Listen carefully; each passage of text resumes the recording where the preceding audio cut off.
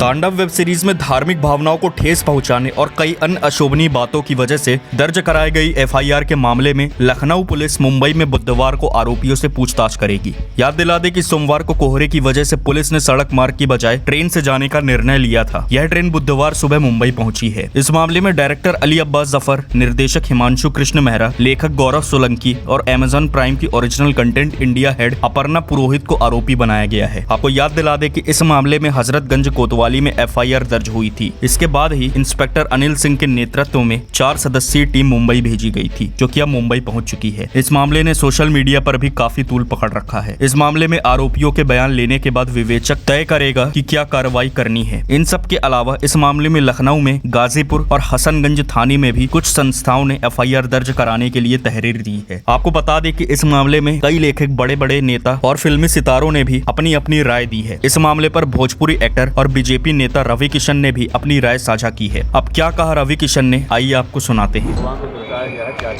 देखिए, हमने देखा नहीं, लेकिन मैं ट्विटर के माध्यम से देख रहा हूँ। मुझे काफ़ी मीडिया कर्मियों का भी, मित्रों का भी फ़ोन आ रहा है कि आपने कुछ रिएक्शन देखिए।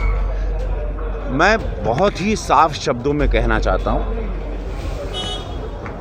उसमें कुछ मित्र भी हैं मेरे जो एक्टिंग कर रहे हैं, कि देखिए,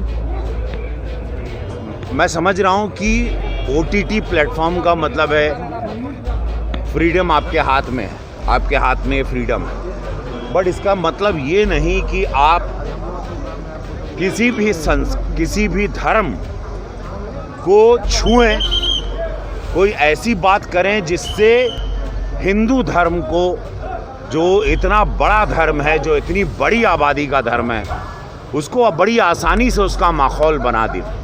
धर्म के साथ और हिंदू धर्म के साथ ये बार बार एक जान करके, जैसे कहते हैं ना, एक खिलवाड़ बनाना, ये बहुत दुखद है और ये बहुत आघात पहुंचाता है। सिनेमा में एंटरटेनमेंट करने का माध्यम अनगिनत रूप है, अनगिनत तरीके से आप ऑडियंस को होल्ड कर सकते हो।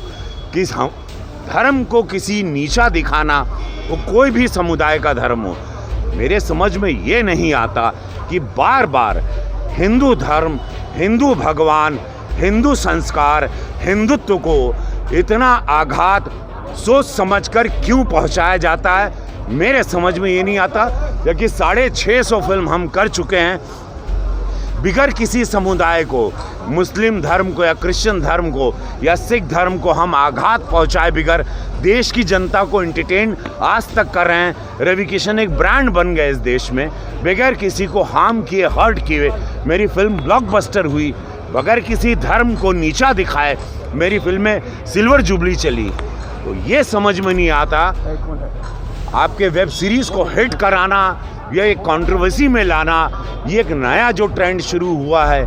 हिंदू भगवानों को बार बार लगातार इतने सालों से हमेशा ओछा दिखाना, नीचा दिखाना, ये एक हिंदू होने के नाते, मुझे एक कलाकार होने के नाते, एक सांसद गोरखपुर का होने के नाते बहुत पीड़ा होती है, बहुत दुख पहुंचता है, बहुत डिप्रेशन होता है मुझे कि क्यों ऐसा आसानी से हिंदू भगवानों को मजाक के रूप में उछाला जा रहा है एंटरटेनमेंट के नाम पर।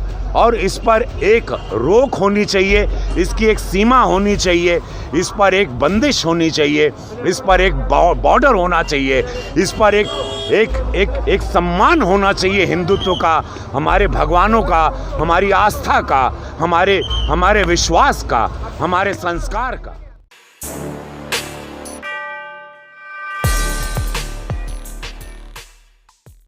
ट्विटर पर किस बात पर हो रही है बहस?